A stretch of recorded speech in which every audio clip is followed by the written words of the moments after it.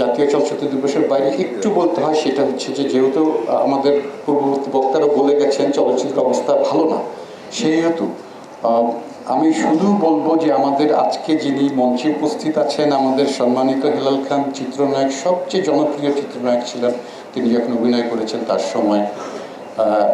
তো আমরা জানি যে তিনি তার হচ্ছে লন্ডন কানেকশন অনেক বেশি ছিল, এবং আমি জানি যে বর্তমান প্রধানমন্ত্রীর খুব কাছের লোক তিনি। শুধু একটি চলচ্চিত্রের থেকে আবেদন থাকবে, চলচ্চিত্রের আমরা আগে বলতাম প্রযোজক বাঁচলে চলচ্চিত্র বাঁচবে, আর আমরা এখন বলি হল বাঁচলে প্রযোজক বাঁচবে, প্রযোজক বাঁচলে চলচ্চিত্র বাঁচবে। আপনারা জানেন যে সারা বাংলাদেশে 90 সালেও 1300 সিনেমা হল ছিল, সেখান থেকে এখন শুধু ছবি রিলিজ হয় 45টা 46টা হলে, আর সব হচ্ছে অকেশনালি, মানে ঈদে ফেস্টিভ্যালে হয়তো বা 1-150 হল সেটা ছবি রিলিজ হয়, কিন্তু রেগুলার এখন 45-46টা 1300 হল থেকে। আপনারা জেনে খুবই আতঙ্কিত হবেন যে আমাদের এই যে চলচ্চিত্র বাংলাদেশের সবচেয়ে বড় গণমাধ্যম, এরকম একটা জায়গায় 64টা ডিস্ট্রিক্টের এখন 29টা ডিস্ট্রিক্টেই কোনো সিনেমা হল নেই।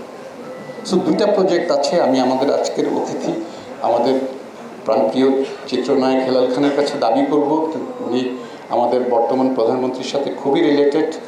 আমাদের 1000 কোটি টাকা বরাদ্দ আছে সরকারের, সেটা এখনও আছে। সেই টাকাটা হল নির্মাণের জন্য, হল নির্মাণ, রেনোভেশন, নতুন কনস্ট্রাকশন, এই এই এই ফান্ডটা যেন উনি আমাদের হস্তক্ষেপ করেন। এই ফান্ডটা তাহলে আমাদের যদি 1000 কোটি টাকা আমাদের সিনেমা হলের জন্য আমরা পাই, আমাদের জন্য অনেক বড় একটা সিনেমার উপকার হবে। আপনি সিনেমার সরাসরি নয়, বিগত দিনে অনেক সিনেমার এমপি হয়েছেন, মন্ত্রী হয়েছেন, আমরা কিন্তু সিনেমার দিকে কেউ খেয়াল করেনি, কেউ দেখেনি।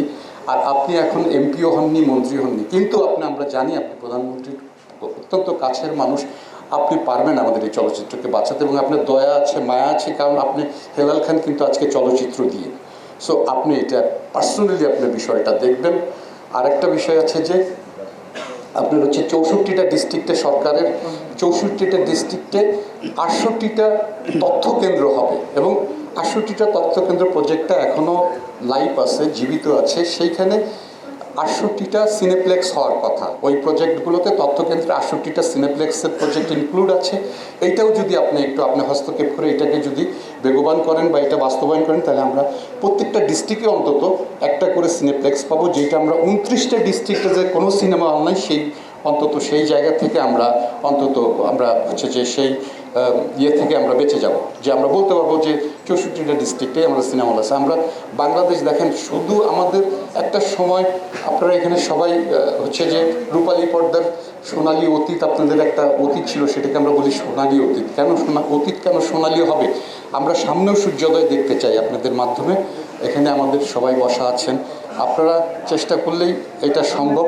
আর বিশেষ করে একটু বলতে হয়, সেটা আমাদের ব্যবস্থাপনা পরিচালক, যিনি দেখেন আমাদের অনেক সময় যে বলি না, ভঙ্গ হচ্ছে চীনের দুঃখ ছিল, চীনের দুঃখ ছিল ভঙ্গ মানে ভঙ্গতে হচ্ছে যে বন্যা হয়ে চীনের সব ভেসে যেত এবং সব ফসল টসল সব ক্ষতি হয়ে যেত। চীনের দুঃখ ছিল, চীনের অর্থনৈতিক, চীনের কৃষি, সব কিছু।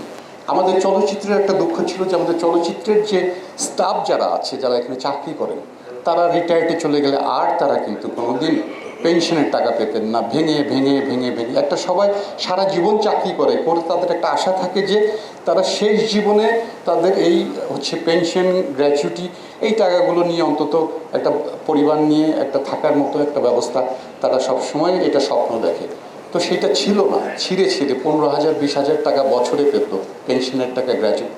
সেই জায়গাটাতে আমাদের বর্তমান ব্যবস্থাপনা পরিচালক সম্পূর্ণ বকেয়া যা ছিল, অনেক টাকা ছিল, 4-5 কোটি টাকার মতো, সেটা তিনি এমডি হওয়ার পর প্রথম সেই টাকাটা তিনি নিয়ে এসে সমস্ত স্টাফদের সেই টাকাগুলো শোধ করে দিয়েছেন এবং স্টাফদের মুখে হাসি ফুটিয়েছেন।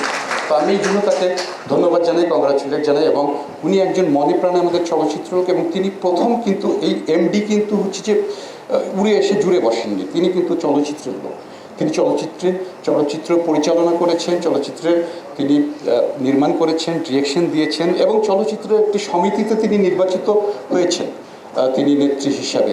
তারপরে তিনি এমডিতে এসেছেন। সো তিনি চলচ্চিত্রের আদ্যপ্রান্ত সব জানেন, তাকে যেন আমরা সবাই সহযোগিতা করি। ধন্যবাদ সবাই।